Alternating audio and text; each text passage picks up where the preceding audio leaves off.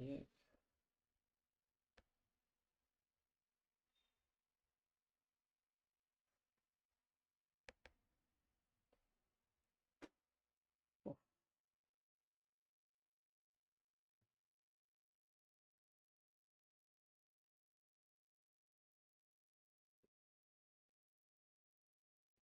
Generally GOC के question है ना ये। हाँ सर, ऑर्गेनिक का ही है जो।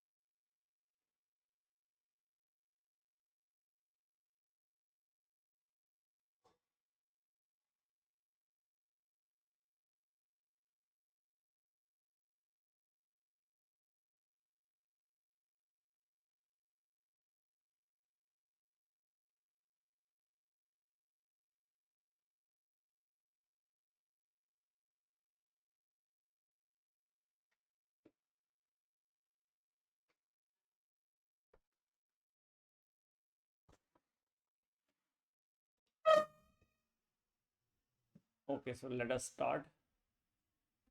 सर क्वेश्चन अच्छा, आपका क्वेश्चन बच गया।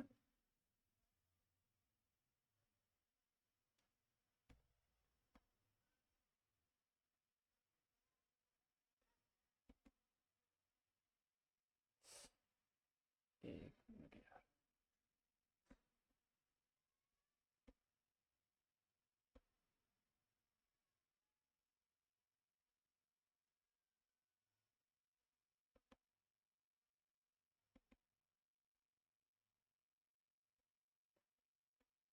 प्रांश प्रांशुल ना। हाँ सर।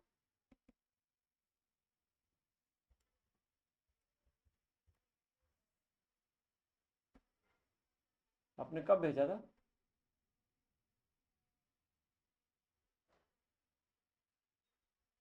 काफी टाइम पहले भेजा था। हाँ सर, I guess देखो जरा, ये क्वेश्चन है ये। हाँ ये। ओके, सबके पास आंसर्स है ना? इनके आंसर्स है ना सबके पास? Yes sir. Okay, done. क्योंकि प्रॉब्लम क्या होती है फिर, कर देते हैं हम, बाद में पता चलता है कि आंसर तो पता ही नहीं है ना? चलो, अगर है तो अच्छी बात है। सर मेरा एक क्वेश्चन में ये उसमें एक सेंटेंस है वो मुझे समझ में नहीं आया इसलिए मैंने वो भेजा। कोई बात, जो भी है वो स्टार्ट करते हैं।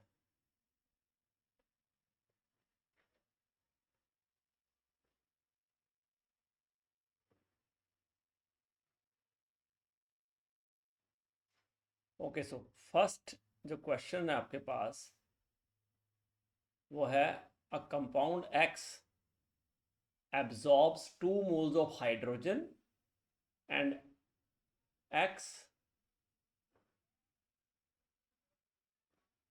upon oxidation with KMnO4 in acidified medium gives these products, है ना? तो लिखा है total number of sigma bonds present in the compound X is. तो पहला पॉइंट क्या है कि एक्स कंपाउंड जो है वो क्या कर रहा है, 2 मोल हाइड्रोजन एब्जॉर्ब कर रहा है।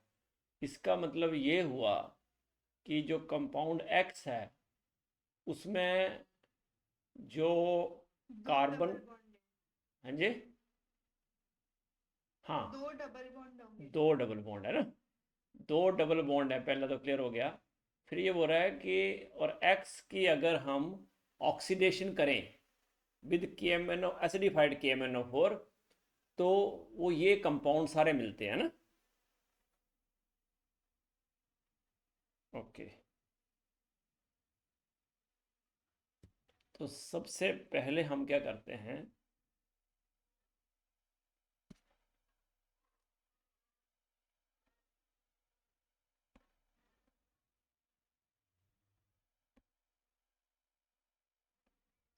छोटा कर लेते हैं।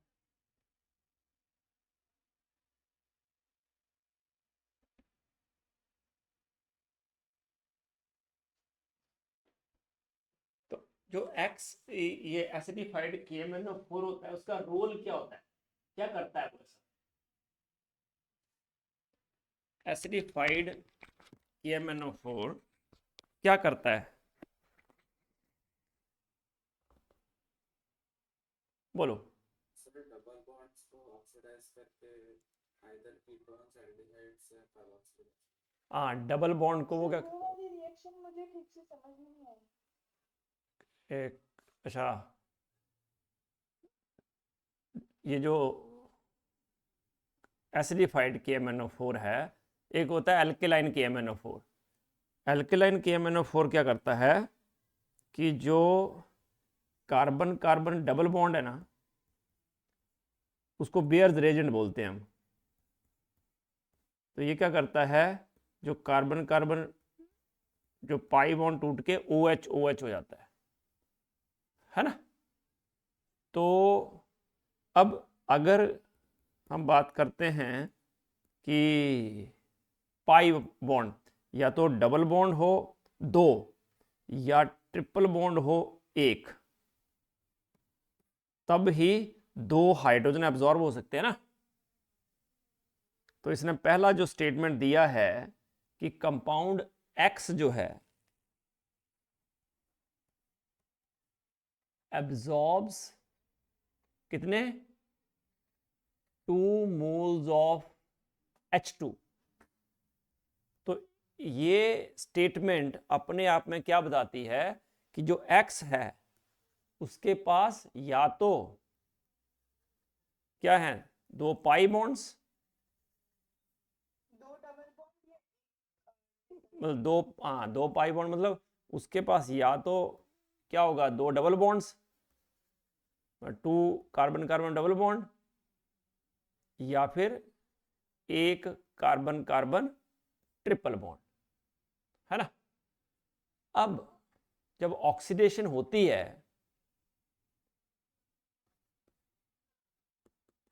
किसके साथ, विद एसिडिक KMnO4, तो हमें क्या क्या मिल रहा है, एक तो एसीटोन,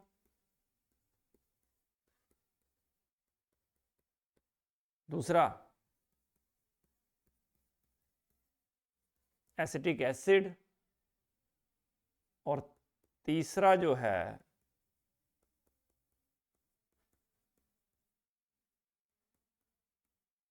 डाई कार्बोक्सिलिक एसिड है। कौन सा एसिड है ये तो हो गया एसीटोन, है ना। और ये दूसरा क्या है, एसिटिक एसिड, और ये तीसरा क्या है, सक्सीनिक एसिड। ये मिलते हैं।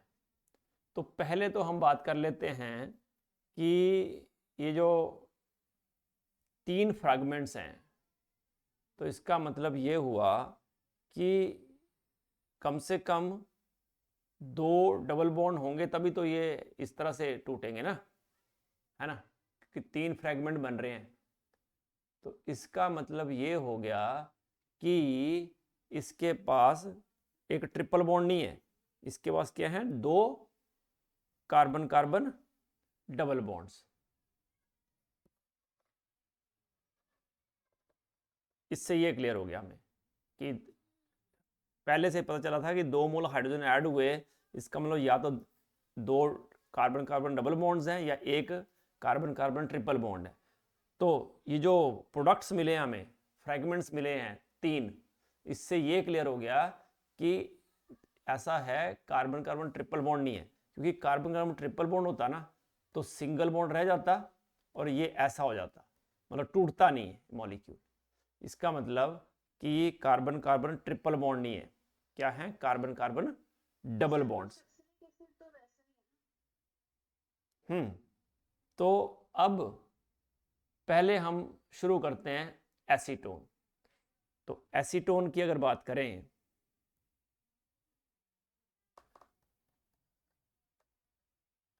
तो इसके पास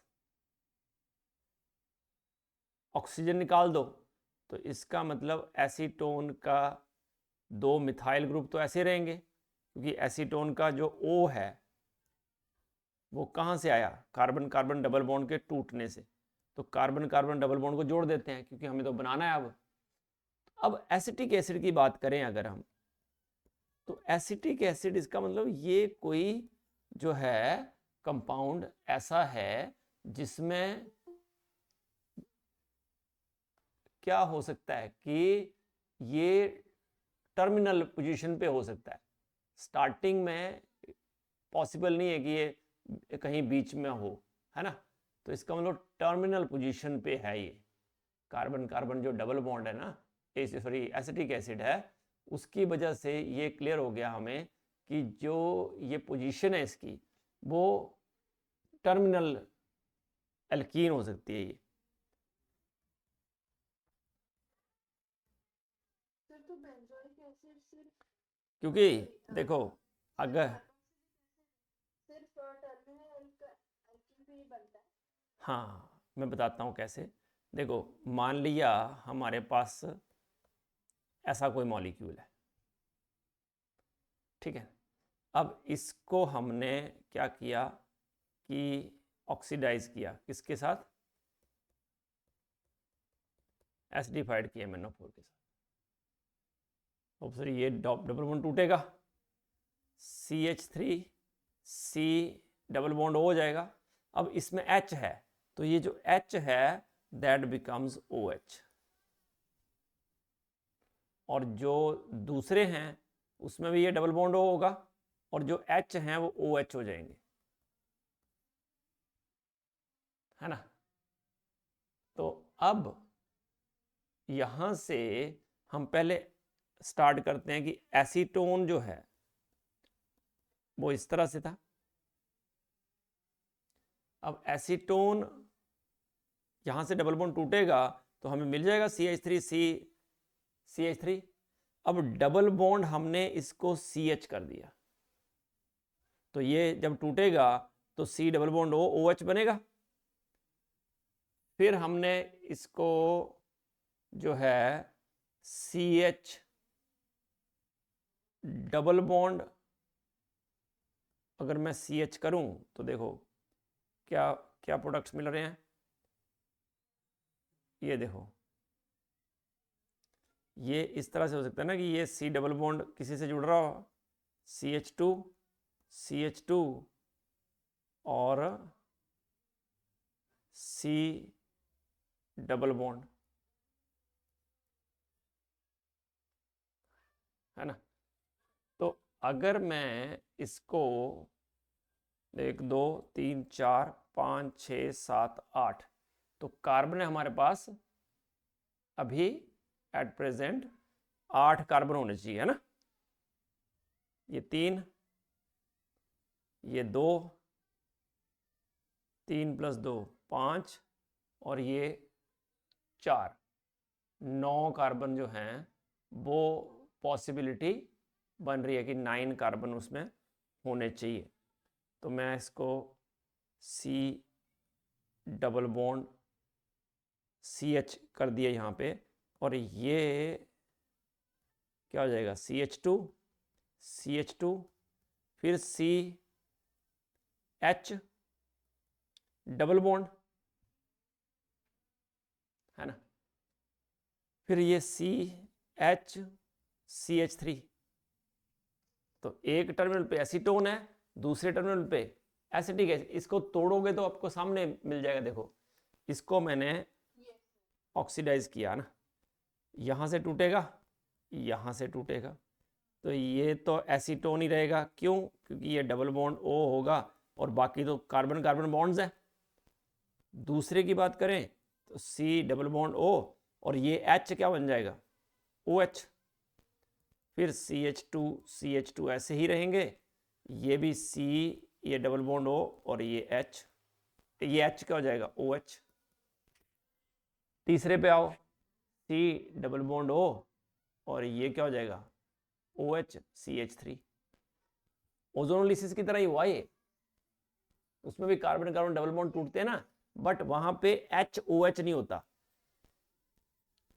बट इसमें क्या हो रहा है, वहां रिडक्टिव ओजोनोलिसिस करते हैं हम, उसकी भी अगर ऑक्सीडेटिव ओजोनोलिसिस करें ना हाइड्रोजन पेरोक्साइड की प्रेजेंस में, तो HOH वहां भी हो जाता है, बट वो हमारे सिलेबस में नहीं है। बट KMnO4 एसिडिक जो है वो कार्बन कार्बन डबल बॉन्ड को, ट्रिपल बॉन्ड को भी तोड़ देता है। डबल बॉन्ड को तो पूरा ही तोड़ देता है, उसकी जगह डबल बॉन्ड O आ जाता है। ट्रिपल बॉन्ड में 2 बॉन्ड टूट जाते हैं और डबल बॉन्ड O लग जाता है। तो इस तरह से हमारे पास ये जो है, हमने कंपाउंड आइडेंटिफाई कर लिया कि ये कंपाउंड होगा। तो उसने अब क्वेश्चन ये नहीं पूछा कि कंपाउंड कौन सा होगा, उसने पूछा कि total number of sigma bonds कितने हैं इस कंपाउंड में। तो हमें ये क्लियर हो गया कि ये X है। ये इसमें हमने देख लिया कि कार्बन कार्बन डबल बॉन्ड 2 थे, 2 ही है, पाई बॉन्ड, और फ्रेगमेंटेशन करते हैं तो we get the desired product. तो अब बताओ सिग्मा बॉन्ड कितने हैं। तो कार्बन कितने हैं, 1 2 3 4 5 6 7 8 9, वो मैंने पहले बता दिया था आपको, C9 है।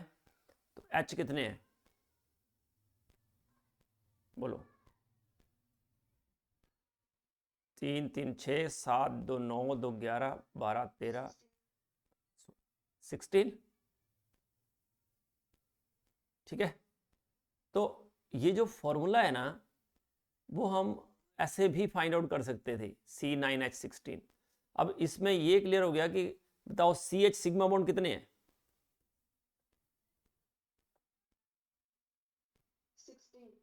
16 क्योंकि जितने हाइड्रोजन है। और CC सिग्मा बॉन्ड कितने हैं,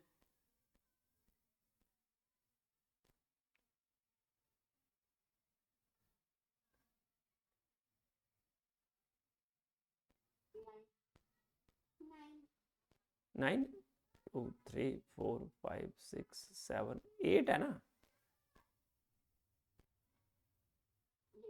9 कार्बन जोड़ने हैं तो आपको बॉन्ड कितने बनाने पड़ेंगे कार्बन कार्बन के बीच में, 8। 2 कार्बन जोड़ने हैं तो आपको 1 सिग्मा बॉन्ड चाहिए। 3 कार्बन जोड़ने तो कितने चाहिए,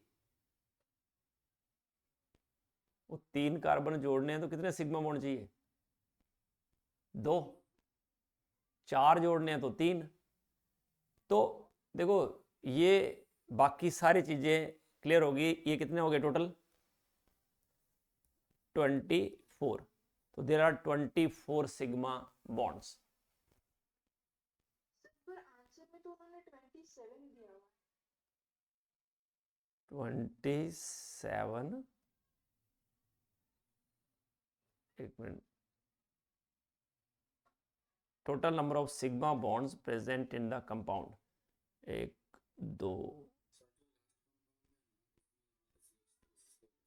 5 6 7 8 9 10, कार्बन 10 हो रहे हैं, 1 2 3 4 5 6 7 8 9 10। ओ ये CH3 एक और भी है, ये इसका मतलब ये जो CH3 है, ये यहाँ पे OH नहीं है, CH3 है। ऐसा है ना, CH3 C डबल बॉन्ड हो, मैं इसको OH मान के चल पड़ा है ना, एक्चुअली इट वाज CH3 है ना, तो CH3 था यहाँ पे। तो अब क्या करना पड़ेगा हमें, ये जो कार्बन है यहाँ पे, ये क्या है, CH और CH2 के बीच में और एक CH3 होगा। ये यहाँ पे हो गया ना, ये जो है ना, ये वाला हाइड्रोजन, ये hydrogen that is placed bye CH3 है ना, तो ये कितना हो गया C10। अब H कितने हो गए बोलो,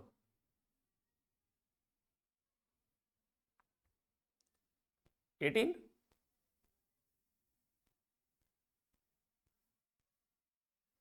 हो गए ना, तो ये CH बॉन्ड तो 18 ही हुए, अब CC बॉन्ड कितने हो जाएंगे 9, तो हमारा आंसर आ जाएगा 27। ठीक है, अब ये तो मैंने पूरा कैलकुलेट किया, सब किया, तो मेरे पास ये रिजल्ट आए। ठीक है, अब मुझे ये सब नहीं करना, झंझट में नहीं पढ़ना है, मुझे तो डायरेक्ट आंसर बताओ सर, है ना, मुझे इतनी टाइम वेस्ट नहीं करना है इतने छोटे से क्वेश्चन में, है ना। तो कैसे शुरू करते कि हमें ये क्लियर हो गया कि इसकी जो डिग्री ऑफ अनसैचुरेशन है X की,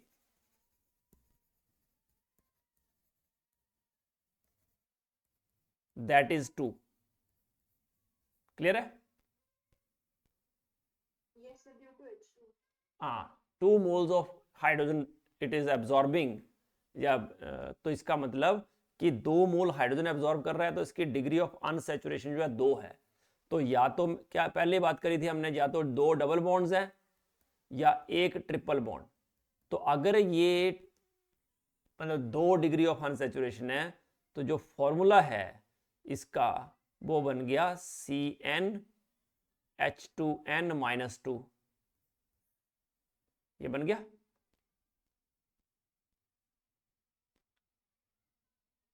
अल्काइन का फॉर्मूला या 2 डबल बॉन्ड हो उनका सेम ही होगा ना, क्योंकि डिग्री ऑफ अनसैचुरेशन सेम होती है, तो फॉर्मूला भी सेम होगा।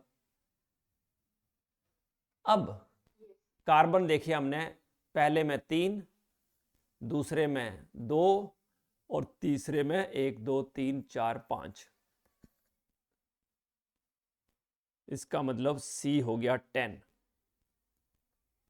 तो C10, तो H हो गया 18। समझे? सर वो सारे एक लाइन में नहीं है, फिर भी फॉर्मूला फिट होगा। बिल्कुल, उससे कोई मतलब ही नहीं है ना। आपको तो अगर एक ट्रिपल बॉन्ड है कहीं भी या 2 पाई बॉन्ड है कहीं भी, तो फॉर्मूला यही होगा हाइड्रोकार्बन का। Got it? सर मुझे लगा अगर वो सारे सीधे चलनी है तब ना ना ना ना ना, आप ब्यूटेन बनाओ या आइसोब्यूटेन बनाओ, बताओ कार्बन कार्बन के बीच कितने सिग्मा बॉन्ड है?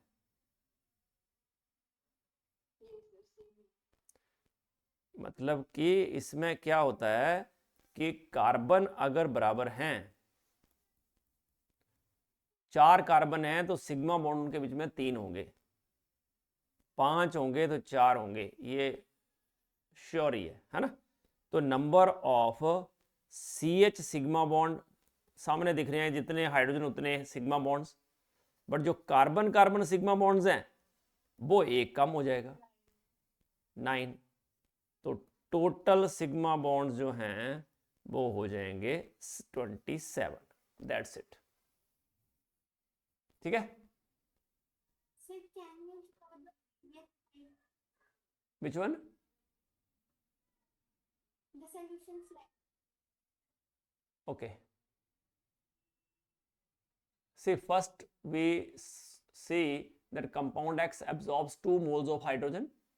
So that means X has 2 pi bonds in either way, either by as 2 pi double bonds और 1 ट्रिपल बॉन्ड.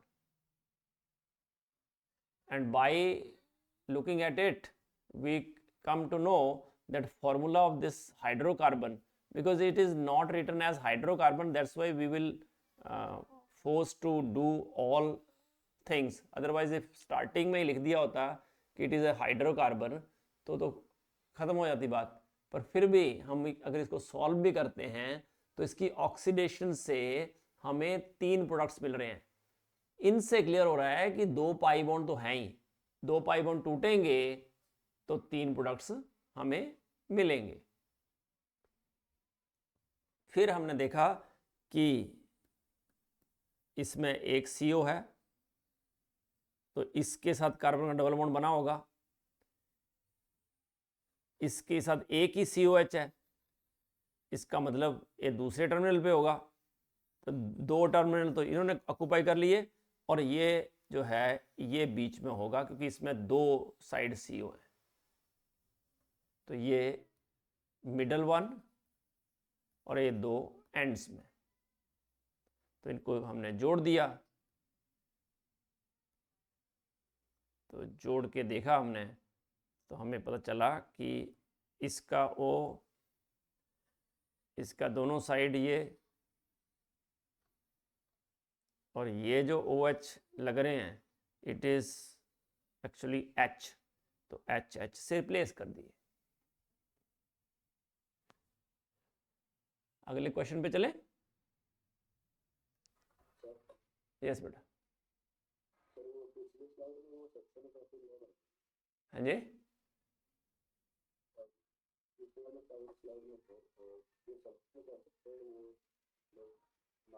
सर वो CH3 ऐड हो गया ना तो वो सक्सेनिक एसिड नहीं रहेगा. हाँ सॉरी. हाँ अब पहले मैंने उसको OH समझ लिया था इसलिए मैंने सक्सेनिक एसिड नाम लिख दिया था.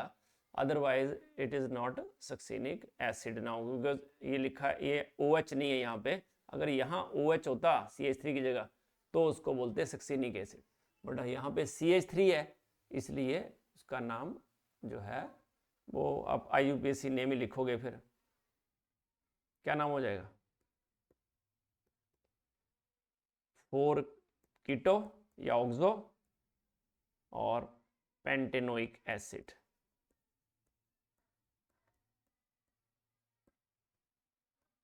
चलो अगले क्वेश्चन पे जाएं. अब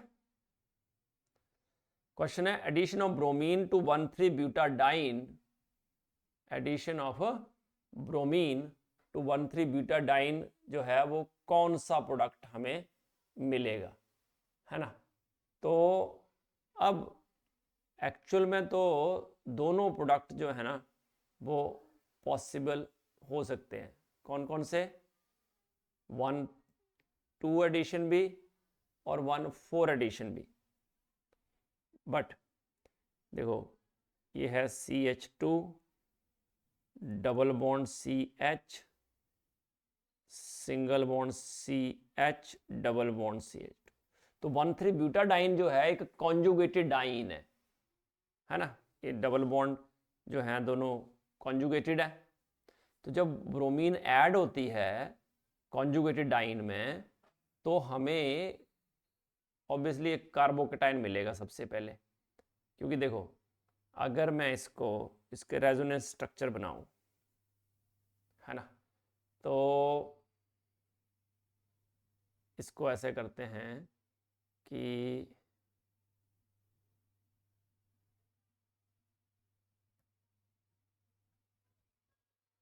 इसको ही ले लेते हैं. इसको मैं अगर ऐसे शिफ्ट करूं तो कैसा हो जाएगा? CH2 double bond CH, single bond CH, CH2 ये नेगेटिव और ये पॉजिटिव, और फिर ये पाई बॉन्ड आगे शिफ्ट हो जाएगा.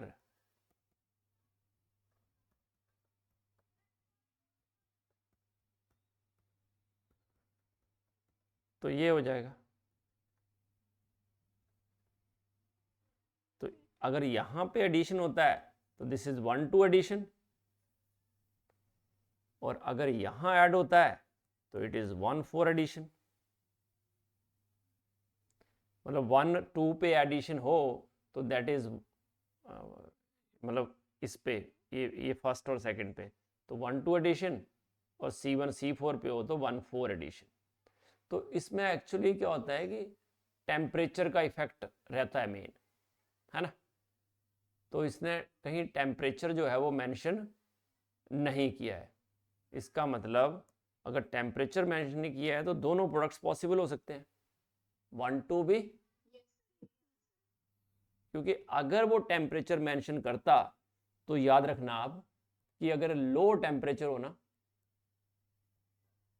तो लो टेम्परेचर पे हमें जो है 1 2 एडिशन प्रोडक्ट ही मिल जाता है। तो दोनों ब्रोमीन बाजू बाजू में लग जाएंगे, क्योंकि इसकी वजह से क्या होता है, रिएक्शन जो है ना वो काइनेटिक कंट्रोल हो जाता है। मतलब बड़ा फास्ट जो है रिएक्शन में जो है वो स्टेबिलिटी नहीं देखी जाती है, वो एकदम फास्ट रिएक्शन जो है वो हो जाता है। फास्ट मतलब लो टेम्परेचर पे जो है वो, जैसे ये पॉजिटिव चार्ज यहाँ आएगा, यहाँ नेगेटिव आएगा, तो ये रिएक्शन हो जाएगा, मतलब अगला पाई बॉन्ड शिफ्ट नहीं होगा। बट अगर हम थर्मोडायनेमिक की बात करते हैं, है ना, तो थर्मोडायनेमिक कंट्रोल रिएक्शन होता है अगर हाई टेम्परेचर होता है, क्योंकि हाई टेम्परेचर होता है तो हमें मोर स्टेबल प्रोडक्ट चाहिए, तभी वो टिका रहेगा। लो टेम्परेचर पे चलेगा, बट हाई टेम्परेचर पे क्या होता है, स्टेबल प्रोडक्ट चाहिए, तभी थर्मोडायनेमिकली जो है स्टेबल होना चाहिए प्रोडक्ट। तो उसकी वजह से ब्रोमीन बीच सॉरी डबल बॉन्ड बीच में आ जाता है हाई, तो ये 1 4 प्रोडक्ट बनता है, और इस केस में 1 2 प्रोडक्ट। तो इसमें दोनों ही जो है 1 2 और 1 4 दोनों ही एडिशन होंगे। बट अगर लिखा होता लो टेम्परेचर तो आपको बनाना था कौन सा, 1 2, और अगर जो है हाई टेम्परेचर होता तो आपको बनाना था 1 4। ठीक है, हाँ जी, क्या बोल रहे हो बेटा? हाँ, एक्चुअली क्या होता है कि जब हाई टेम्परेचर होता है ना, तो हमें मतलब स्टेबल एल्कीन चाहिए। अब बताओ इन दोनों में से which one is more stable alkene? क्योंकि इसके डबल बॉन्ड के दोनों साइड अल्फा हाइड्रोजन 4 हो गए ना, बट इस, हाँ, और इसमें क्या हुआ, 1 अल्फा हाइड्रोजन ओनली, है ना। तो इसलिए जो लो टेम्परेचर है उसमें जो है, क्योंकि वो फास्ट बनता है रिएक्शन, प्रोडक्ट बन जाता है, तो लो टेम्परेचर पे भी हो जाता है, क्योंकि जो अल्कीन बनने वाली है वो अनस्टेबल है, इतनी ज़्यादा स्टेबल नहीं है ना। तो ब्रोमाइड आयन अटैक कर देता है पॉजिटिवली चार्ज C2 पे सिर्फ। बट अगर हाई टेम्परेचर है तो पहले हमें रेजोनेंस स्टेबलाइज्ड जो है अल्कीन बनानी पड़ेगी, है ना। इसलिए वो जो है 1 4 एडिशन प्रोडक्ट देता है। ठीक है, okay. Alkenes are not formed from 1 3 dihalide, instead cyclo product जो है वो बनता है। क्योंकि क्यों बोला कि एल्कीन क्यों नहीं बनती, उसका क्वेश्चन ये है। तो एक्चुअल में क्या होता है कि एल्कीन बनने के लिए क्या कंडीशन है कि वो क्या करे, एक X जाए और एक क्या जाए,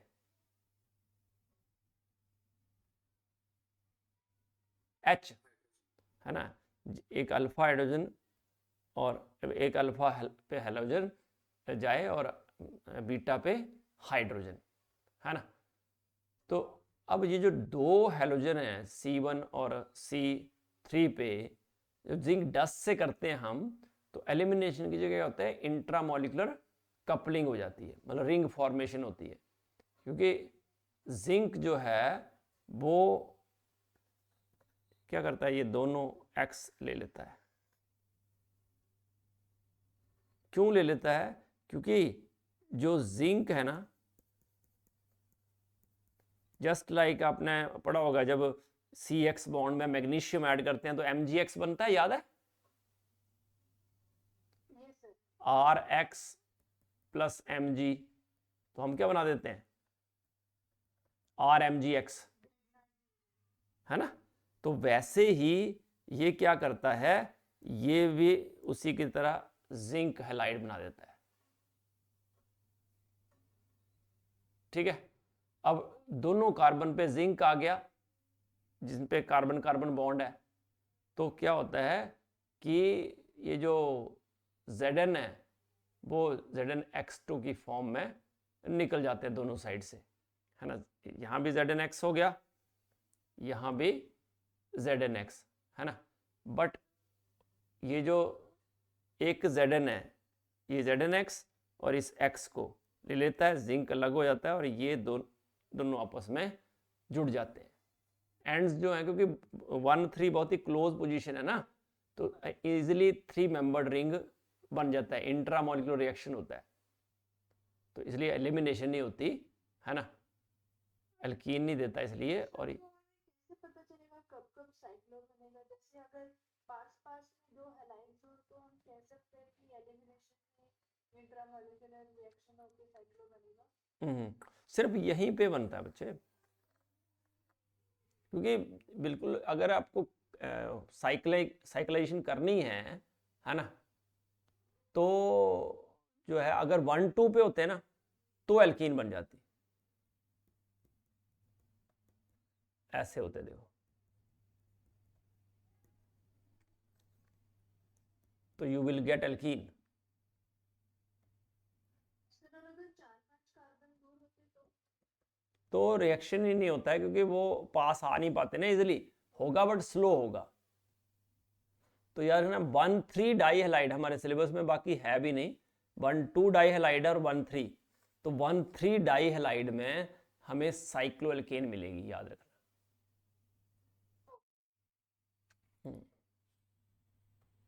तो हाँ जी, सर ऐसे भी बोल सकते साइक्लोप्रोपेन ज्यादा स्टेबल है, जो भी प्रोटीन बनता है साइक्लोप्रोपेन तो इतनी ज़्यादा स्टेबल नहीं होती बच्चा, हाईली रिंग स्ट्रेन होती है, इट इज़ हाईली रिएक्टिव, क्योंकि एंगल स्ट्रेन बहुत ज़्यादा होता है इसमें।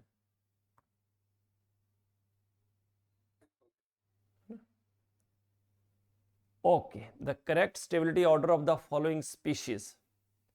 तो देखो अपने पास ये जो है ना पहले वाला, उसमें कितने पाई इलेक्ट्रॉन हैं?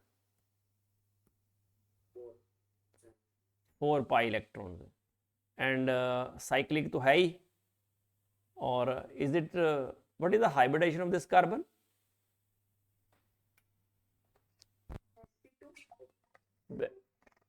वेरी गुड, क्योंकि जो लोन पेयर है दैट इज इन कॉन्जुगेशन।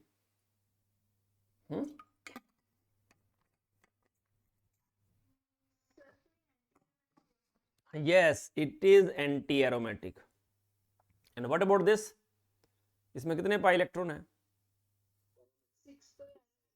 6 और सारा प्लेनर है, बताया था ना मैंने, loan pair is in conjugation with pi bond, loan pair is a part of pi electron cloud, इसलिए ये भी sp2 हाइब्रिडाइज्ड है, बाकी तो है ही sp2, तो ये हो गया aromatic. And what about this? ये याद रखना कि मुझे लगा ये एंटी नहीं, एक्चुअली क्या होता है, ये ना ये टब शेप होता है, ऐसा स्ट्रक्चर होता है इसका, इसको टब शेप, ये स्पेशली है ना, टब शेप स्ट्रक्चर है इसका, it is not in plane, तो नॉन प्लेन है पहले ही।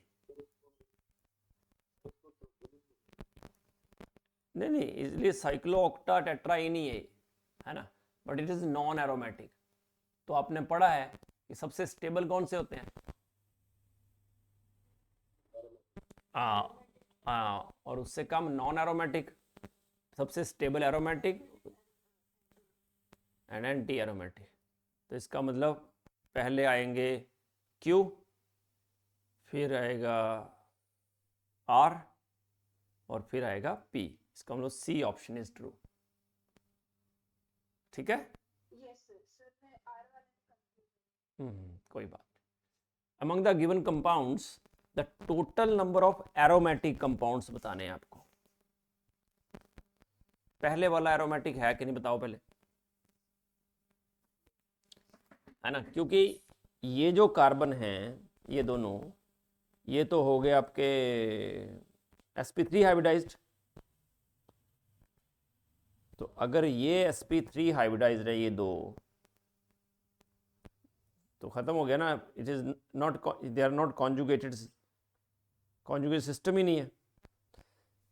दूसरे की बात करेंगे तो yes, on one side there is a benzene ring, पूरा बेंजीन रिंग है, बाकी जो भी है, बट ये बेंजीन रिंग तो है, तो इट इज एरोमेटिक। कॉन्जुगेशन नहीं है। यहाँ पर हमें सारे मॉलिक्यूल में कॉन्जुगेशन नहीं चाहिए। अब अगर आप ऐसा बोलोगे, ये लो,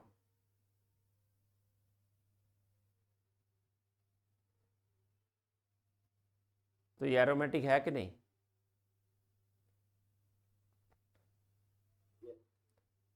ये सिस्टम एक तो है ना पूरा रिंग। हमें क्या देखना है कि कंपाउंड साइक्लिक है, यस, एक पार्ट उसका साइक्लिक है और उसके वो प्लेनर भी है और उसमें जो है नंबर ऑफ पाई इलेक्ट्रॉन 6 भी हैं। ऐसा सोचो। Yes, what about C?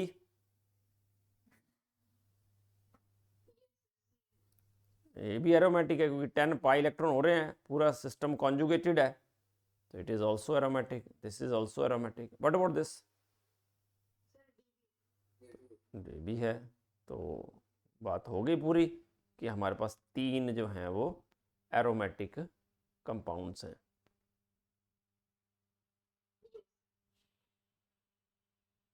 Okay okay, IUPAC name लिखना था इसका, है ना। 2 ऐसे क्वेश्चन मुझे लगता नहीं कि आते होंगे, अगर आएंगे तो आप लोग कर सकते हो, बिल्कुल आसान सा है। मैंने करवाया भी है एक बार आपको ऐसे क्वेश्चन कि पहले तो ये जो रिंग हैं ये नॉर्बोरेन टाइप रिंग हैं।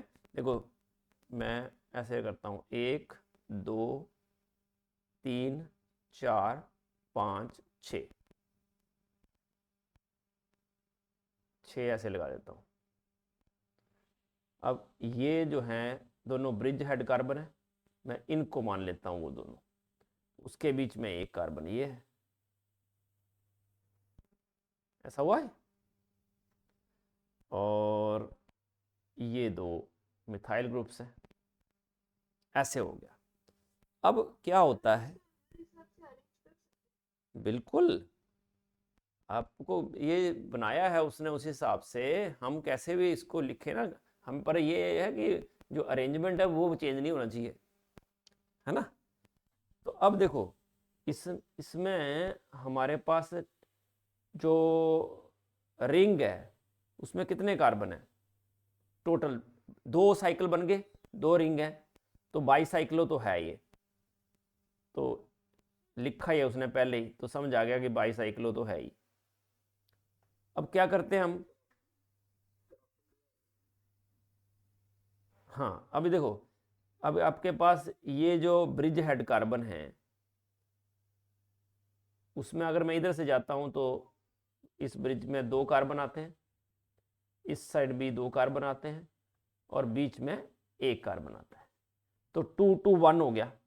ये भी 2 2 1, ये भी 2 2 1, ये दोनों चले गए। अब बात आती है कि इसको 5 6 बोलूं कि 2 3 बोलूं। तो हम क्या करते हैं, जब नंबरिंग करते हैं ना, तो हम क्या करते हैं, पहले जो जहाँ से सबसे ज़्यादा कार्बन है उसको पहले नंबरिंग देते हैं। ब्रिज हेड कार्बन को 1 दिया, फिर कहाँ से जाना है, जहाँ पे सबसे ज़्यादा कार्बन है। तो इधर भी 2 कार्बन है, इधर भी 2 है, तो अब दोनों में चॉइस करनी है, तो कहाँ से जाएंगे, जहाँ सब्स्टिट्यूएंट लगे हैं। तो इसको 2 कर देंगे, इसको 3, ये 4, ये 5, ये 6 और ये 7। तो इसलिए इसका नाम होगा 2,3 डाइमिथाइल बाईसाइक्लो 2,2,1 हेप्टेन। बट अगर मान लिया, सॉरी,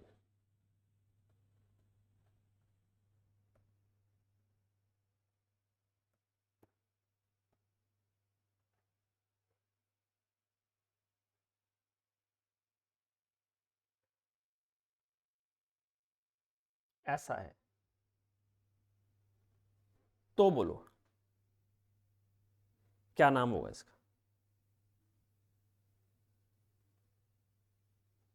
ऐसा होता तो क्या नाम होता।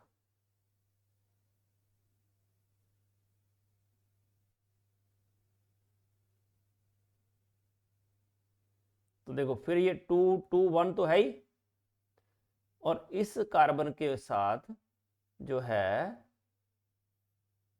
2 मिथाइल लगे बीच वाले के साथ। तो हम फिर नंबरिंग तो जो ज़्यादा कार्बन है उनसे करेंगे ना, तो इस पे तो 7 आएगा, तो इसको बोलेंगे 7,7 डाई मिथाइल। अब नहीं बोलेंगे इसको लोएस्ट नंबर देना है, 7,7 डाई मिथाइल और बाकी नाम सेम, बाईसाइक्लो 2,2। सर अगर ऊपर कंपाउंड में एक साइड एक मिथाइल और दूसरी साइड एक मिथाइल होता है। हाँ तो भी ऐसे होता, 2,6 हो जाता, क्योंकि आप एक ही साइड से चल सकते हो ना। ठीक है। हाँ जी बेटा।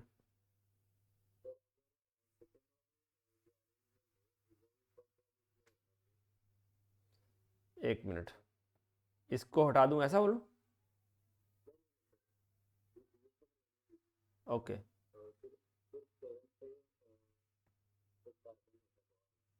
ऐसे। हाँ तो 2,3,7 ट्राई मिथाइल हो जाता, इसमें क्या है।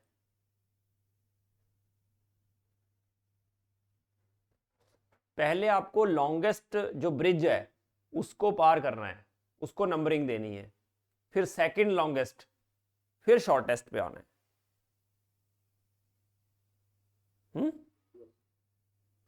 ओके,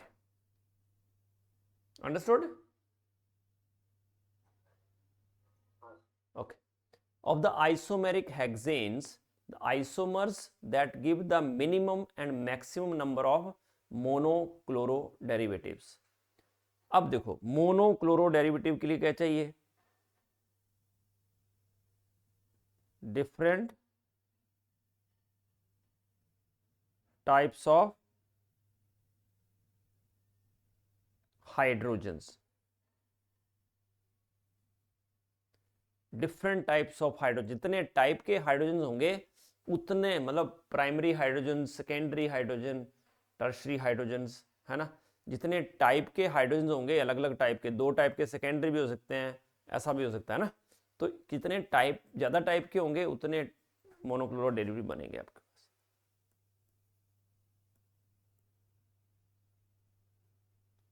ठीक है।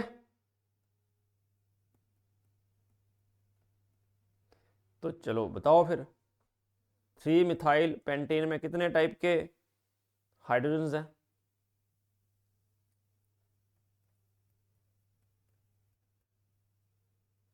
ये है 3 मिथाइल पेंटेन,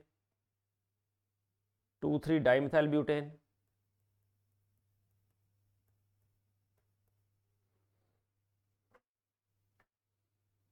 पहले मिनिमम और फिर मैक्सिमम। तो ये तो गलत हो गया, क्योंकि इसमें ही ज़्यादा होंगे ना, इसमें तो देखो सेम ही आगे, देखो ये भी CH3, ये भी CH3, ये भी CH3, ये भी CH3, ये तो सारे एक जैसे हैं, और ये दोनों एक जैसे हैं, मतलब दो ही टाइप के हुए, primary primary primary primary, tertiary tertiary, तो दो टाइप के हुए।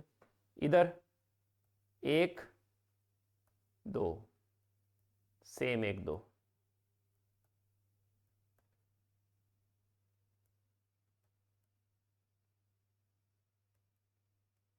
टर्शरी।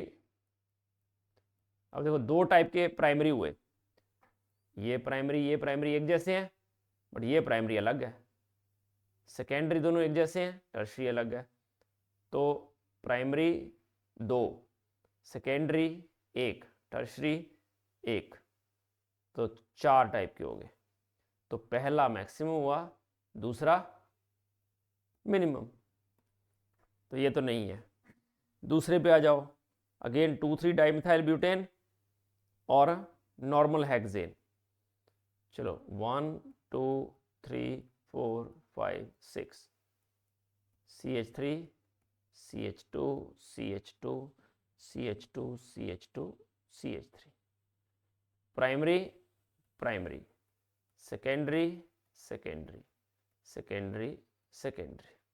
बताओ, एक टाइप के तो ये हो गए, देखो ये और दोनों एक जैसे हैं। फिर ये और ये एक जैसे हैं, बट जो बीच वाले दोनों हैं ये दे आर डिफरेंट, ये दोनों, इसका मतलब इसमें 3 हुए, इसका मतलब बी ऑप्शन इज करेक्ट।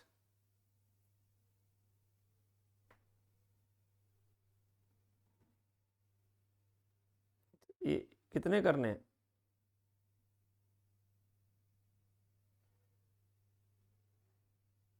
अच्छा, जितने भी अवेलेबल हैं उनमें से, है ना, ऐसा पूछा है ना। तो 2 मिथाइल पेंटेन में कितने होंगे?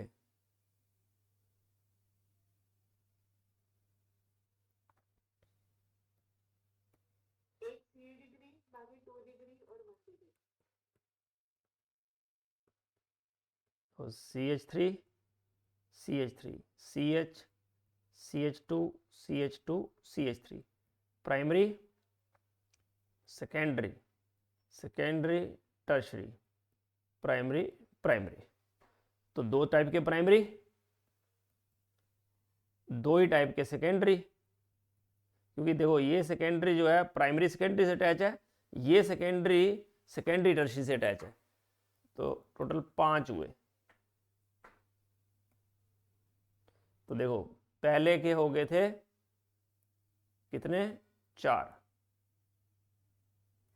दूसरे के हुए 2, ये भी वही है, 2 3 2 5, और 2, ये क्या, ये दोनों सी और डी ऑप्शन तो एक ही नहीं है। 2 3 डाई, अच्छा 2 2 है, सॉरी। तो 2 2 में देखो ये है, सॉरी 2 2 डाइमिथाइल ब्यूटेन ना, हाँ सही तो है। तो प्राइमरी, ये सारे प्राइमरी जो है क्वाटनरी से अटैच है, और ये सेकेंडरी। तो 1 2 3,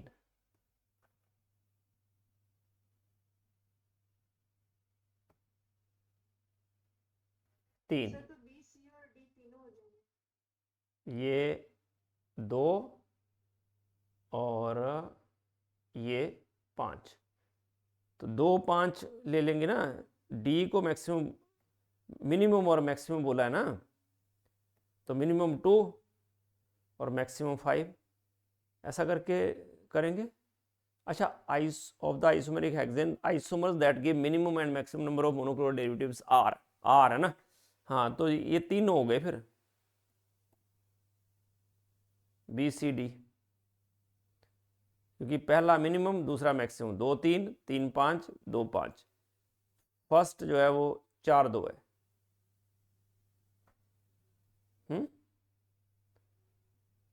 अगर एक ही ऑप्शन टिक करनी है तो फिर हम डी करेंगे।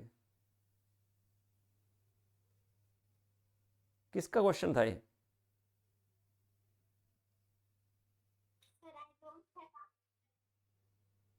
Oh, so anyhow, if there is only one right option, then it will be D. It should be D.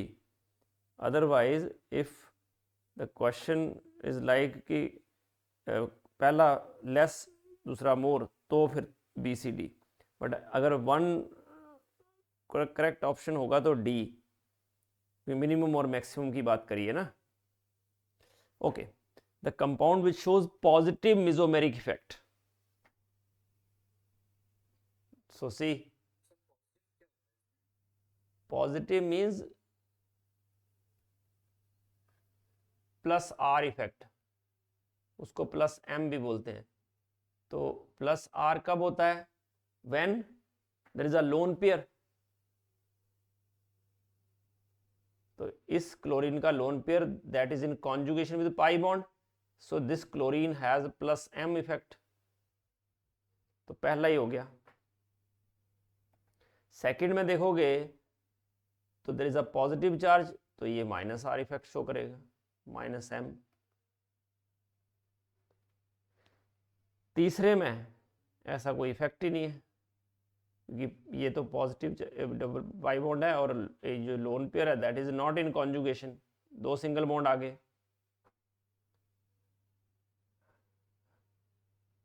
Right, last की बात करें,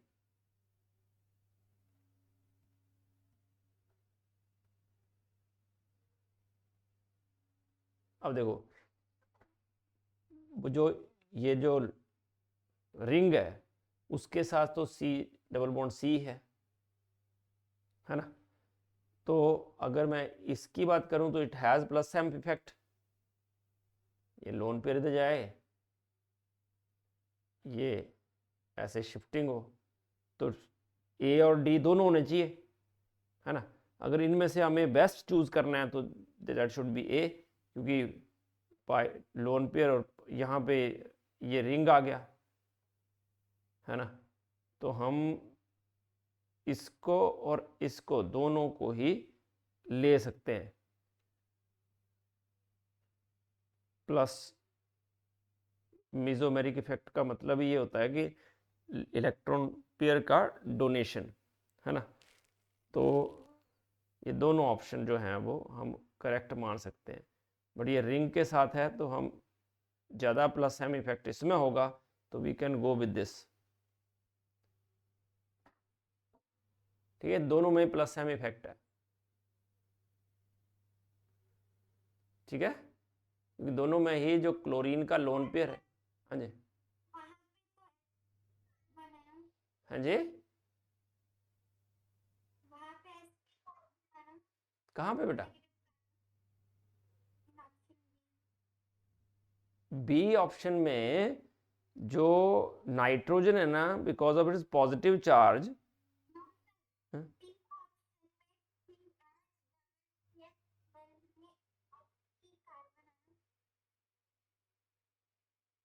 एसपी कहाँ पे?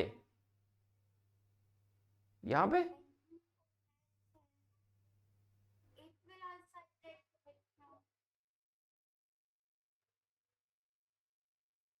you mean to say that this CH double bond, there is a pi bond between carbon carbon and chlorine is attached here, so it will withdraw electron, ये बोल रहे हो आप? Okay, but at the same time if we see the chlorine side, this chlorine has a lone pair and it is attached to pi bond which is separated by a single bond. That means this lone pair is in conjugation.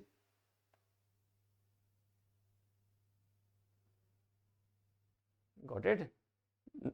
No doubt this ring can release or withdraw electron, but because chlorine and this whole system is conjugated, so that's why this chlorine has plus R effect.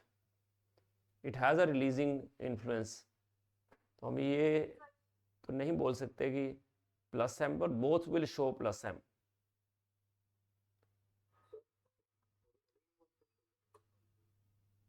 Ring तो बच्चे ये electron, अगर ये electron अपनी तरफ खींचे, है ना, कि इसका माइनस आई इफेक्ट भी है ना, तो हम ये मान सकते हैं कि ये जाएगा. बट क्योंकि हमने पहले से ही सीखा है कि whenever lone pair is there, दो chlorine has minus I effect but at the same time it has plus R effect. ठीक है.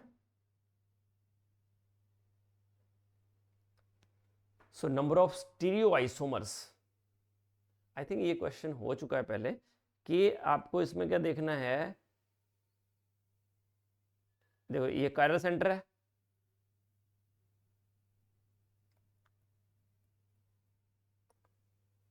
ये कायरल सेंटर, और ये दूसरा आपके पास कार्बन कार्बन डबल बॉन्ड. तो दो स्टीरियो सेंटर्स हैं. तो that is 2 raised power n. So 2 raised power 2 मतलब 4 होंगे.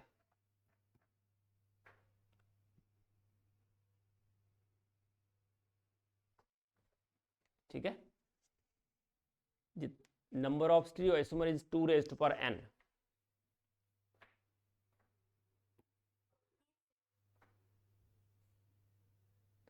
In which of the following molecules all the effects, namely inductive effect, mesomeric and hyperconjugation operate?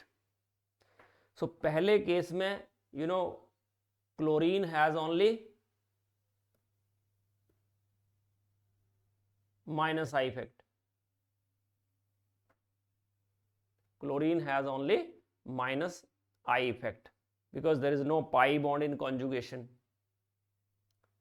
If we talk about second, CH sigma bond is in conjugation with carbon carbon double bond, so that will show hyperconjugation. हाइपरकॉन्जुगेशन भी होगी और methyl group का plus I effect भी होता है. तो 2 हो गए बट मीजोमेरिक नहीं हुआ. थर्ड की बात करते हैं. थर्ड में देखो ये double bond C double bond O CH3 और CH3. तो इस CH3 की वजह से there is hyperconjugation. CH sigma bond is in conjugation with pi bond. Methyl group है COCH3 है माइनस आई इफेक्ट और इसका मिथाइल का प्लस आई इफेक्ट और COCH3 का माइनस आई इफेक्ट. तो इंडक्टिव इफेक्ट भी है और CO जो है वो माइनस आर इफेक्ट भी शो करेगा, मतलब माइनस M. तो इसका मतलब इसमें तीनों हैं C में. अच्छा नीचे दिया ही है आंसर, बट इसमें तीनों ही हैं. अगर इसकी बात करें तो there is only resonance, they are in conjugation. तो इसलिए C option is true. How many aromatic compounds are more reactive than benzene towards electrophilic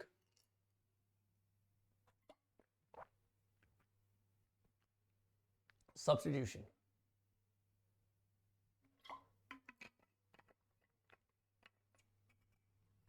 बोलो, how many aromatic compounds are more reactive than benzene towards electrophilic substitution reaction? तो अब इसमें हम इसको अगर देखें तो पहले से शुरू हो जाओ। आपके पास सबसे पहले क्या है? ये है पिरिडिन।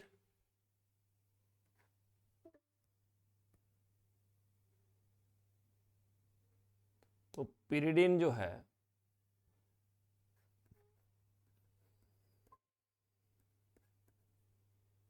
नाइट्रोजन इलेक्ट्रॉन को अपनी तरफ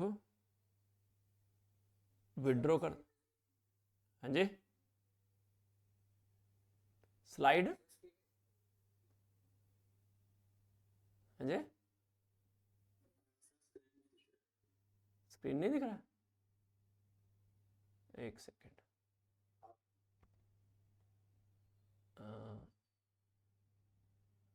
अब ये सर अब दिख ठीक है, ओके।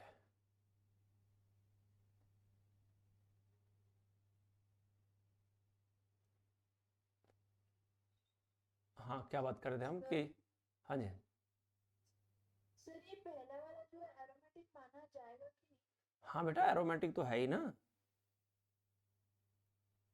सर पर पहले 6 कार्बन होते हुए नाइट्रोजन अपने लोन पेयर नहीं देगा ना? लोन पेयर नहीं देगा, सही बात है ना।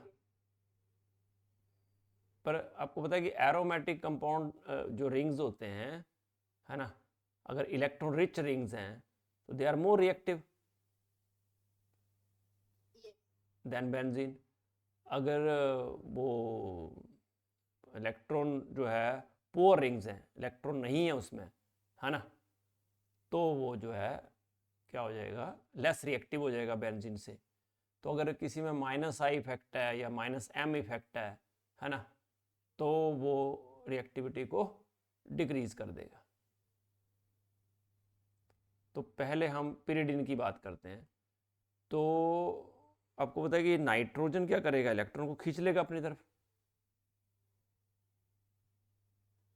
ये वाला लोन पेयर तो है इसके ऊपर, but nitrogen is more electronegative than carbon itself. तो इसका मतलब बेंजीन और इसको कंपेयर करें अगर हम, तो pyridine should be less reactive, क्योंकि इसका -I इफेक्ट होगा,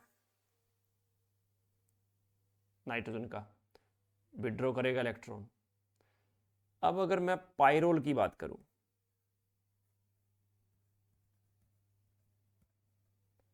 तो पाइरोल में क्या है कि ये जो नाइट्रोजन है वो ही अपने इलेक्ट्रॉन पेयर दे रहा है,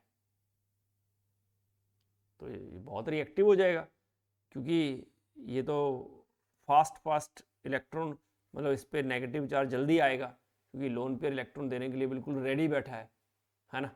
तो इसलिए it should be more reactive then, ये जो है ये ज़्यादा रिएक्टिव होगा। अब नेपथलीन की बात करते हैं। पाई इलेक्ट्रॉन ज़्यादा है बेंजीन से, तो वो ज़्यादा स्टेबलाइज कर पाएगा जो इलेक्ट्रोफाइल आएगा उसके पास, क्योंकि इलेक्ट्रॉन डेंसिटी हाई है तो ज़्यादा रिएक्टिव हो जाएगा। एंथ्रासीन का भी सेम हाल है, ज़्यादा इलेक्ट्रॉन है तो ज़्यादा अच्छे से स्टेबलाइज कर पाएगा, और इन पोजीशन पे तो हाईली रिएक्टिव होता है ये, 9 और 10 पोजीशन पे ऐसे काउंट करते हैं ना, 1 2 3 4 5 6 7 8, ये वाला जो है, ये पॉइंट्स जो हैं इनको हम काउंट करते हैं। ये मेनली ज़्यादा रिएक्टिव हो जाती हैं पोजीशंस, तो ये भी मोर रिएक्टिव हो गया। अब आ जाओ, उसके बाद है आपके पास है बाइफिनाइल, तो इसमें भी 2 रिंग्स हैं, ऑब्वियसली ये भी ज़्यादा रिएक्टिव हो जाएगा। फ्यूरान, तो फ्यूरान में भी ऑक्सीजन जो है वो इलेक्ट्रॉन दे रहा है, दो it has -I effect but +M effect भी शो करता है, तो ये भी इससे ज़्यादा रिएक्टिव हो जाएगा। डायाजीन में जस्ट लाइक पिरिडीन, ये दोनों नाइट्रोजन जो हैं वो लोन पेयर इसके कॉन्जुगेशन में नहीं है, इनका -I इफेक्ट ही होगा, तो रिएक्टिविटी कम कर देंगे। साइनो तो आपको पता ही है, C ट्रिपल बॉन्ड N है, क्या होगा इसका -M इफेक्ट, रिएक्टिविटी कम कर देगा।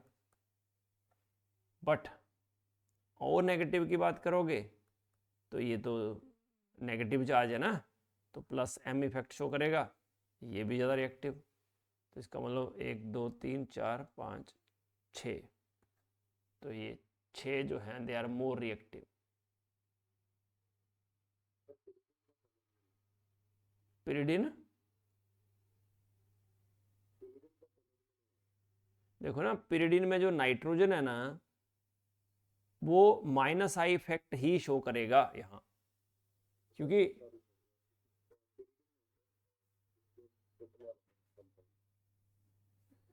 ये वाला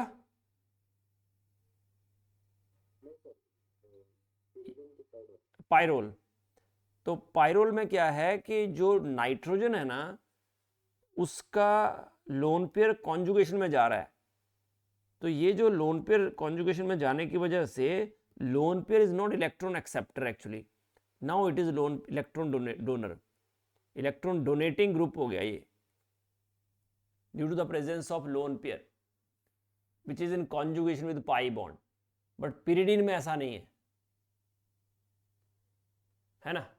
पिरिडिन में क्या है कि पिरिडिन में जो लोन पेयर है वो कॉन्जुगेशन में नहीं है, वो इंटैक्ट ही है उसके ऊपर, वो कॉन्जुगेशन में नहीं जा सकता क्योंकि लोन पेयर नाइट्रोजन के साथ ही पाई बॉन्ड अटैच है,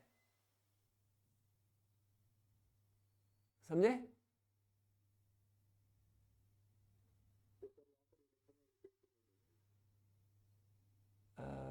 नाइट्रोजन की इसकी इलेक्ट्रॉनिक नहीं देखी जाएगी यहाँ पे, क्योंकि इलेक्ट्रॉन रिच नाइट्रोजन जो है वो पाई बॉन्ड के साथ कॉन्जुगेशन में है लोन पेयर की वजह से, और लोन पेयर जो है वो डोनर है, ये लोन पेयर डोनेट कर सकता है।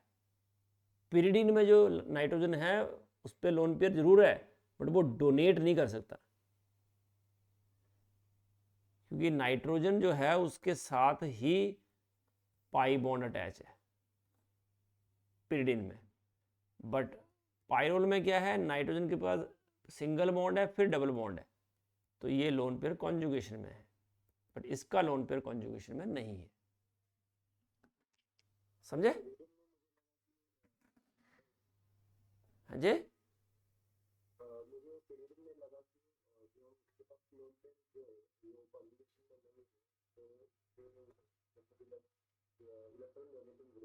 नहीं, तो वो इलेक्ट्रॉन डोनेट कर ही नहीं पा रहा ना, वो तो उल्टा इलेक्ट्रॉन एक्सेप्ट करेगा, क्योंकि nitrogen being more electronegative than carbon, वो अपनी तरफ खींचेगा इलेक्ट्रॉन्स को, है ना, और डोनेट करने के काबिल नहीं है। ओके,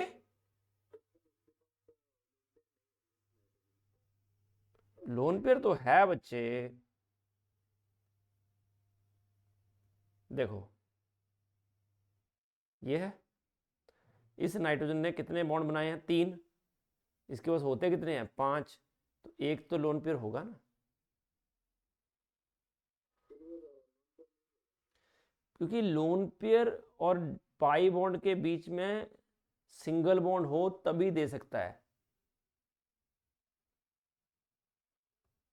इसमें क्या है, लोन पेयर है बट पाई बॉन्ड और लोन पेयर के बीच में, नाइट्रोजन के लोन पेयर के बीच में एक सिंगल बॉन्ड भी है।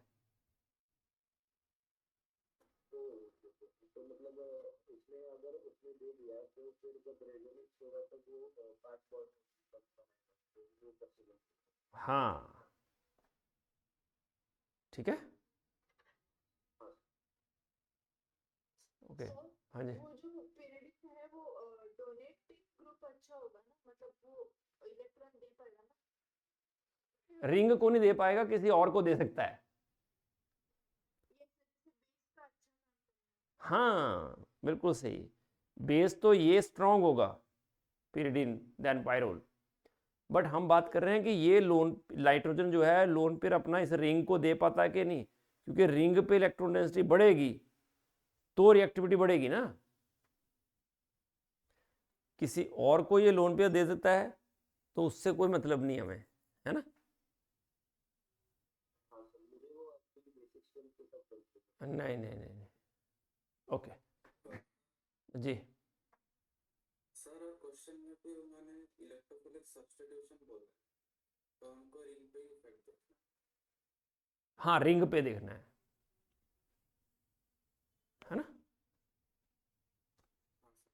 Okay, the compounds which have the same molecular and structural formulae but different arrangement of atoms और groups in space within their molecules, उनको हम बोलते हैं स्टीरियो या स्पेस आइसोमर्स। तो फिनोमिनन को बोलते हैं space isomerism. The spatial arrangement of atoms or groups is also referred to as configuration of a molecule. Optical isomerism or enantiomerism is one of the stereoisomerism in which molecules differ in rotation of a plane polarized light. थोड़ा बहुत बताया है मैंने आपको इसके बारे में। तो in order to exhibit optical activity, the molecule should have asymmetric carbon or molecular dissymmetry. तो हमें अब ये बताना है कि इसमें जो कंपाउंड है आपके सामने, उसमें नंबर ऑफ कॉन्फ़िगरेशनल आइसोमर्स कितने पॉसिबल हैं। एक है C6H5,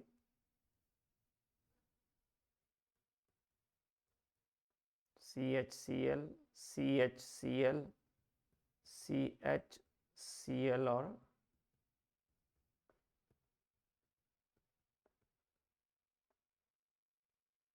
ओके। तो हमें कॉन्फ़िगरेशनल आइसोमर्स कितने हैं इसमें वो बताना है। लिखे ना, जो स्पेशल अरेंजमेंट होती हैं एटम्स की और ग्रुप्स की, उनको हम कॉन्फ़िगरेशन ऑफ द मॉलिक्यूल भी बोलते हैं। तो हमें इसमें ये बताना है कि कितने कॉन्फ़िगरेशनल आइसोमर्स हैं। अब कायरल कार्बन की बात करें तो इसमें कितने हैं, 1 2 3 4, 4 कायरल कार्बन है और इवन नंबर है और एंड्स सेम है। if ends are same and number of chiral carbon जो हैं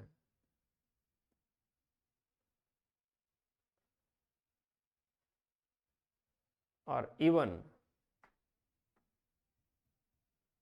then क्या हो जाएगा, it is 2 raised पर n-1, 2 raised पर n/2-1।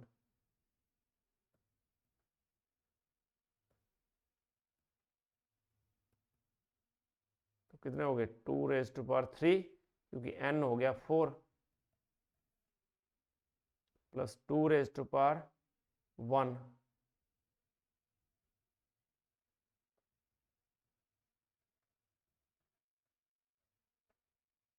तो 10 आइसोमर आएंगे। क्या आंसर है? हाँ,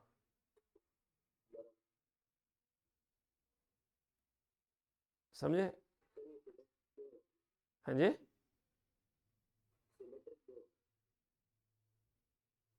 कम अगेन, क्या बोल रहे हो? हाँ, एंड्स सिमिलर है ना दोनों साइड, और प्लेन ऑफ सिमेट्री भी। अच्छा, तभी तो मीजो कंपाउंड बनेंगे ना। ठीक है, और अगर हाँ, ये ऑप्टिकली एक्टिव है, ये 2 मीजो हैं, ये 2 मीजो और ये 8 जो हैं वो ऑप्टिकली एक्टिव। हाँ बेटा, बट सारे ऐसे नहीं होंगे ना। ऐसा भी तो हो सकता है कि कईयों में CLH होगा, है ना। मैंने तो एक बना दिया HCl HCl, ठीक है।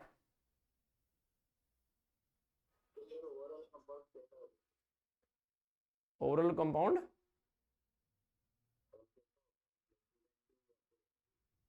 बेटा मतलब इस फॉर्मूले के जो इसने फॉर्मूला लिखा है उसमें ऑप्टिकली एक्टिव कंपाउंड भी हो सकते हैं, ऑप्टिकली इनएक्टिव भी हो सकते हैं, डिपेंडिंग अपॉन द जो इसकी कॉन्फ़िगरेशन ऑफ ईच कार्बन, जो अरेंजमेंट है ना। हाँ, 8 जो आइसोमर्स होंगे वो ऑप्टिकली एक्टिव होंगे और 2 जो होंगे वो ऑप्टिकली इनएक्टिव होंगे। Okay, the reaction of para substituted benzyl bromide with pyridine can be represented as, ये बना के दिया है उसने कि pyridine के साथ ये स्ट्रक्चर बनाया है कि नाइट्रोजन का जो लोन पेयर है वो कार्बन के, ऑब्वियसली यहाँ ये पॉजिटिव और ये नेगेटिव, तो Br नेगेटिव निकल गया है और नाइट्रोजन इसके साथ बॉन्ड बना लिया। तो हमें ये जो अल्काइल ग्रुप है उसकी रिएक्टिविटी पे बात करनी है कि कौन सा अल्काइल ग्रुप ज़्यादा रिएक्टिव होगा। रिएक्टिविटी ऑर्डर फॉर डिफरेंट, अच्छा अल्काइल ग्रुप जो है वो कौन सा है जिससे रिएक्टिविटी बढ़ जाएगी या रिएक्टिविटी कम हो जाएगी, ये हमें देखना है ना। तो अब अगर हम देखें तो इसके कौन सा इफेक्ट देखेंगे हम, बता सकते हो आर का? प्लस आई या हाइपर कॉन्जुगेशन? हाँ जी, जब वो एसिड अच्छा बनेगा तभी रिएक्शन हो पाएगी। यहाँ एसिड बेस रिएक्शन है। तो जैसे एन अभी हमने देखा, वो एन तो लोन पेयर दे सकता है, तो वो बेस हो गया, तो दूसरा अगर एसिड होगा अच्छा तो फिर वो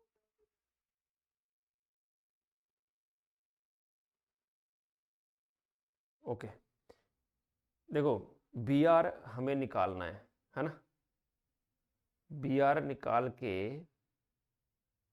हमें नाइट्रोजन का लोन पेयर यहाँ जो है वो उसका अटैक करवाना है, यही हुआ ना। कुल मिला के हमें करना क्या है कि pyridine जो है वो अटैक करे किसके ऊपर, ये जो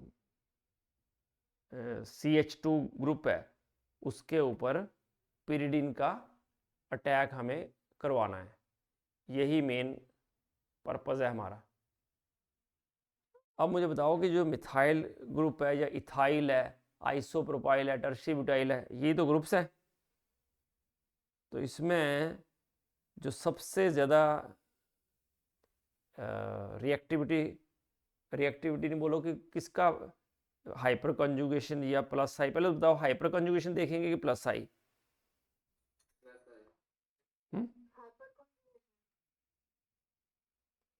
हाइपर कंजुगेशन,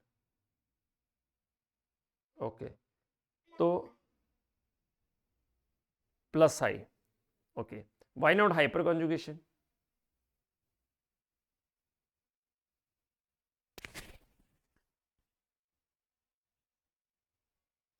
सर यहाँ पे वो यही केसिंग है उसका, डबल बॉन्ड पर एक्सपेक्टेड। बेटा ये बेंजीन रिंग है, सॉरी ये बेंजीन रिंग दी है और ये देखो आर ये हैं सारे, इस कार्बन के साथ तीनों H, तो बताओ ये हाइपर कॉन्जुगेशन शो करेगा कि नहीं?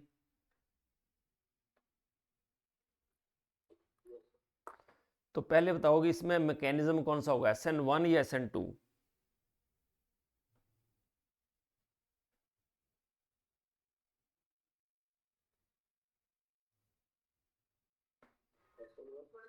SN1, very good. बस यहाँ पे आप पहुँच गए, मतलब क्वेश्चन ही हो गया। SN1, तो SN1 है तो stability, sorry reactivity alkyl halide की किस पे डिपेंड करती है?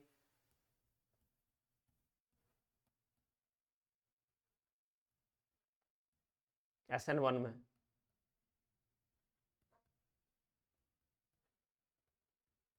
स्टेबिलिटी ऑफ कार्बोकेटाइन पे। हाँ, मतलब मेन इसमें इलेक्ट्रॉनिक इफेक्ट काउंट होता है ना, याद है ना, कार्बोकेटाइन बनता है SN1 में, है ना। तो जितना स्टेबल कार्बोकेटाइन बनता है उतना ज्यादा रिएक्टिविटी होता है ना। तो स्टेबल कब बनेगा? जब R ग्रुप कैसा होगा, रिलीजिंग या विड्रॉइंग?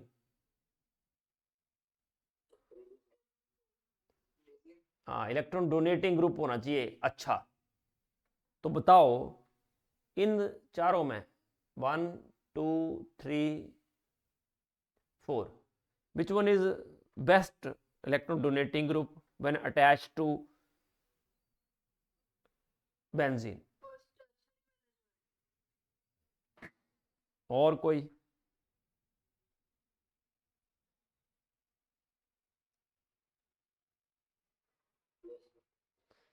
ओके, अभी सुन लो मेरी बात।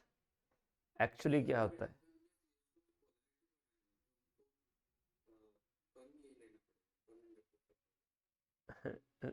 आप नहीं समझे।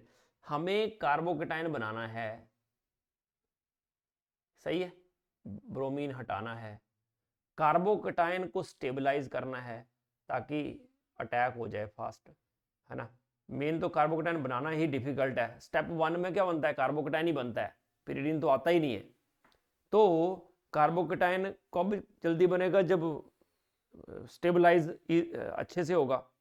अब याद रखना, जब वैसे तो प्लस आई इफेक्ट की बात करें, जो प्लस आई इफेक्ट है, सबसे ज्यादा प्लस आई इफेक्ट होता है टर्शियरी ब्यूटाइल का,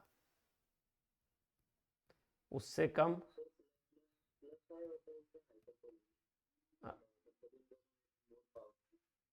हाइपर कॉन्जुगेशन।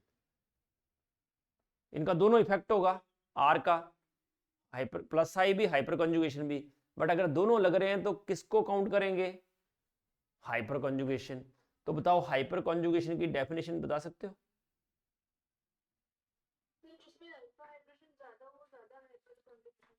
बिल्कुल, तो किसमें ज्यादा अल्फा हाइड्रोजन है? CH3 में। तो इसका मतलब हाइपर कॉन्जुगेशन की एक डेफिनेशन ये भी है कि when alkyl groups are attached to unsaturated system, then जो ऑर्डर है प्लस आई इफेक्ट का, दैट गेट्स रिवर्स्ड। तो हाइपर कॉन्जुगेशन के अकॉर्डिंग व्हेन ये जो अल्काइल ग्रुप्स हैं they are attached to unsaturated system, तो सबसे ज्यादा जो रिलीजिंग इफेक्ट होगा ना, वो किसका होगा, CH3 का। तो इसलिए सबसे रिएक्टिव कौन सा होगा, CH3 वाला, उससे कम CH3 CH2 वाला, है ना। और बल्कि ग्रुप तो वैसे ही रिड्यूस कर देते हैं हाइपर कॉन्जुगेशन को। Hyperconjugation is one type of resonance, तो इसलिए बी ऑप्शन आएगा। ठीक है, तो इलेक्ट्रॉन डोनेटिंग ग्रुप इंक्रीज करेंगे रिएक्टिविटी। ओके, नेक्स्ट क्वेश्चन है कि compound which have the same molecular and structural formulae but different arrangement of atoms in space within their molecules. अच्छा, फिर वही डेफिनेशन पूरी लिखी है और लास्ट में दिया है कि द एब्सोल्यूट कॉन्फ़िगरेशन जो है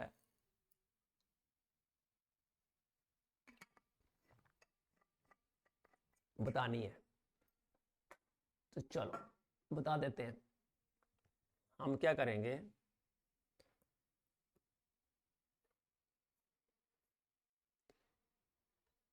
CH3 HCl ClH CH3, है ना।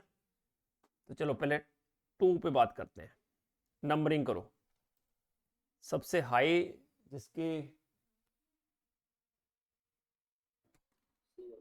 Cl, उससे कम ये 3 और ये 4, है ना। तो इसका मतलब ये हुआ कि जब हम इसको ऐसे जाएंगे 1 2 3, कैसे जा रहा है ये, क्लॉकवाइज, अब देखो, अगर क्लॉकवाइज जाएं और जो लोएस्ट प्रायोरिटी एटम है वो वर्टिकल हो तो जो कॉन्फ़िगरेशन है वो होती है आर।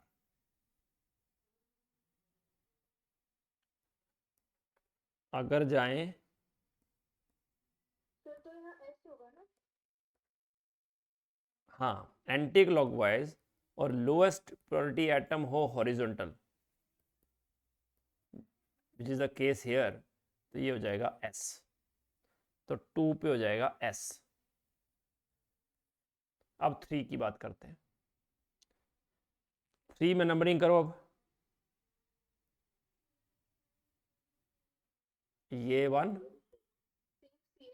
2 और ये 3, अब ये इधर जाएगा, अभी भी क्लॉकवाइज है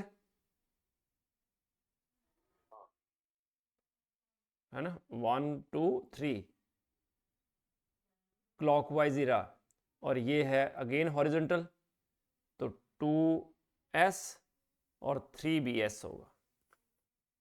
तो ये बी ऑप्शन करेक्ट होना चाहिए। गलती से ए लिखा होगा इन्होंने। हाँ जी, हाँ हाँ, मैं वही बोल रहा हूँ कि करेक्ट आंसर जो है ना वो ए नहीं होना चाहिए, बी होना चाहिए, है ना।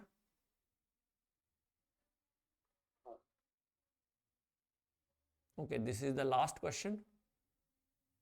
अच्छा, एक्स दिया है आपको, इसमें पहले एच प्लस डाला आपने, तो ये क्या क्वेश्चन क्या है? हाँ सर, क्वेश्चन है कि एक्स कंपाउंड है, उस पे एच दिया गया है, हाँ 1 2। हाँ, तो फिर सर को पूछा कि मेजर प्रोडक्ट क्या है। अच्छा, तो आपने तो मेजर प्रोडक्ट ये बना के दिया है मुझे। हाँ सर, ये आंसर। हाँ, पर क्वेश्चन, सर ये solution अच्छा ये सोल्यूशन है, तो क्वेश्चन का है। सर क्वेश्चन इनकम्प्लीट था, इसका मैंने सोल्यूशन दिया। ओके ओके, कोई बात नहीं। तो पहले H प्लस का अटैक हुआ ना, अब आपको ये जानना होगा कि H प्लस यहीं क्यों लगा, है ना। अब there are different options available, ठीक है ना। चलो हम सारी ऑप्शन एक्सप्लोर कर लेते हैं। एक तो बनाया ही हुआ है,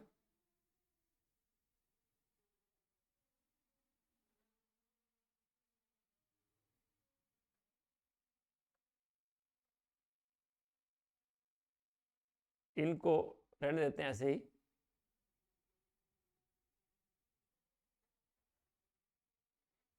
और हम यहाँ पे कार्बोकेटाइन बनाते हैं ना।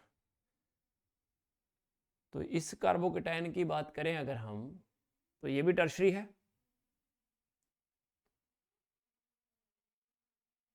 सर वहाँ पर क्यों बनेगा? यहाँ पे, यहाँ बना हुआ है। नहीं नहीं, मैं सारी ऑप्शन एक्सप्लोर कर रहा हूँ कि जो जो ऑप्शंस जो हैं हो सकती हैं। सर पर कार्बोकेटाइन तो डबल बॉन्ड टूट के ही बनेगा ना। सॉरी सॉरी, अच्छा मैंने डबल बॉन्ड नहीं तोड़ा। अच्छा है, डबल बॉन्ड तो एक यहाँ है, यहाँ वाला डबल बॉन्ड, ओके, यहाँ डबल बॉन्ड ही नहीं है, और यहाँ वाले डबल बॉन्ड में ये दोनों कार्बन अगर कहीं भी बनता है तो सेकेंडरी बनेगा, ये भी दोनों अगर बनेंगे तो सेकेंडरी बनेंगे। इसमें एक चांस है कि जो है टर्शरी बने, एक ही कार्बन ऐसा है, तो इसलिए यही बनेगा।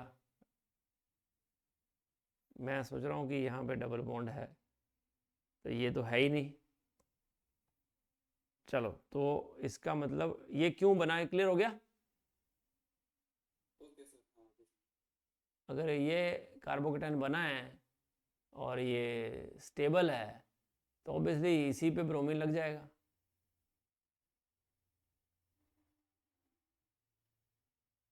ठीक है ना। हाँ सर।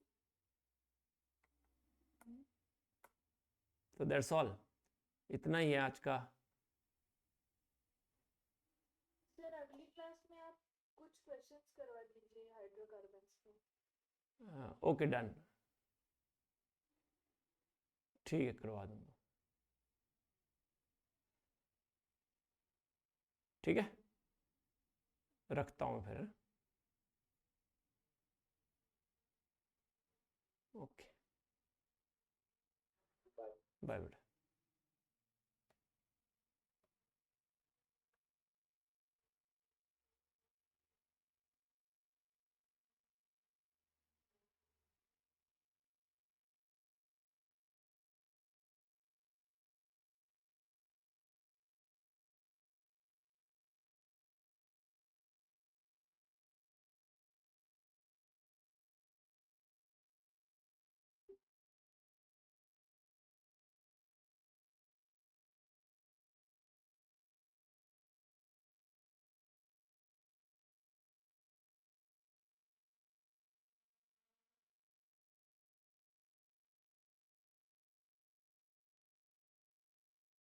हाँ जी पाई रोटी, मैंने पाई दिया।